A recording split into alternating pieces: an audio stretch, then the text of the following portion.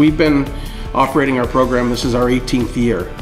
And so in 18 years, we have had over 10,000 students come to Nova Scotia to study from 35 different countries. So we have tremendous experience in hosting international students from all over the world. Germany in particular has been one of our top countries for many, many years, and our relationship with Stepin is one of our longest lasting relationships anywhere in the world. So we've had almost 1,000 students from Stepin alone. Our schools are very welcoming. They're looking forward to hosting the students, and I know the German students particularly have a great affinity for Nova Scotia. I mean, it's a beautiful province.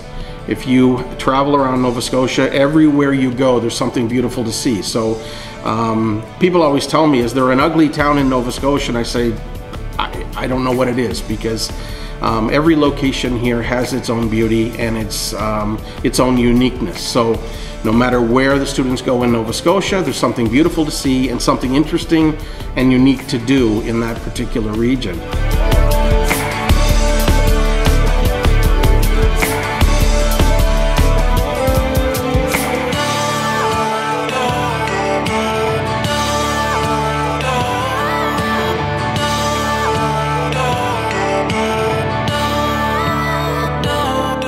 If you come here, you will meet Canadian students, you will make Canadian friends. That's important to us.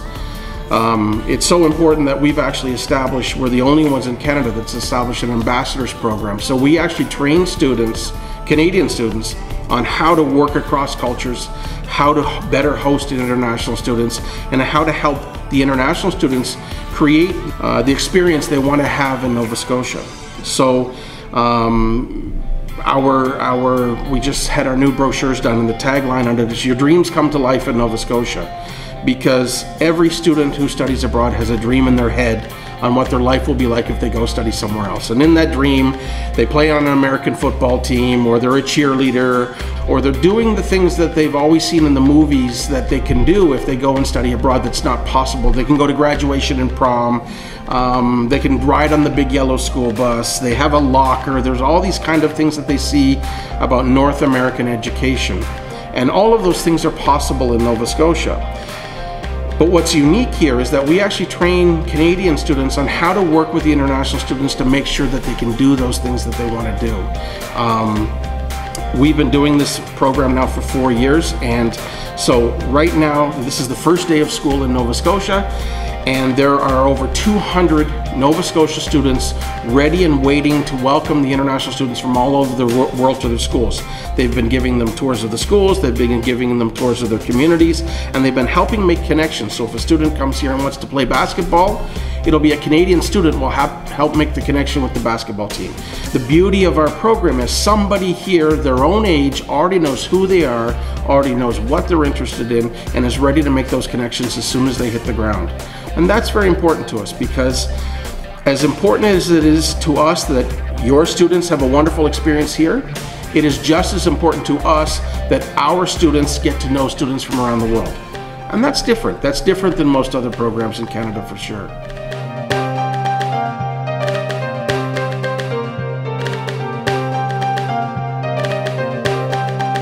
If you read our license plates in our cars, it says Canada's Ocean Playground. The reality is that Nova Scotia is most famous across Canada and across North America for being a very beautiful part of Canada. The reality is we have 7,400 kilometers of coastline. There's only 20 kilometers of land that join us the rest of Canada. Other than that, we're coast. If you took our coast and pulled it out straight, it's 7,400 kilometers. So it would stretch from Los Angeles to New York. So it's 7,400 kilometers of water.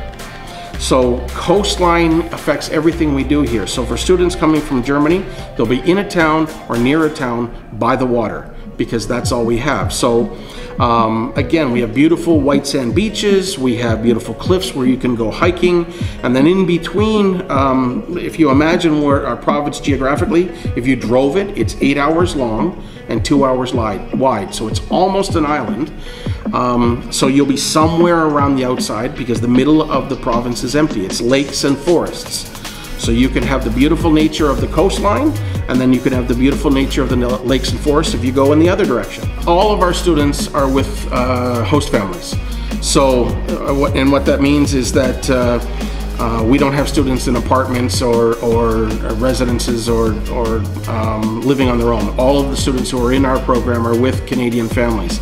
The reality is that these are families that we know. So we do a lot of work interviewing these families and making sure that they want to host students for a cultural reason.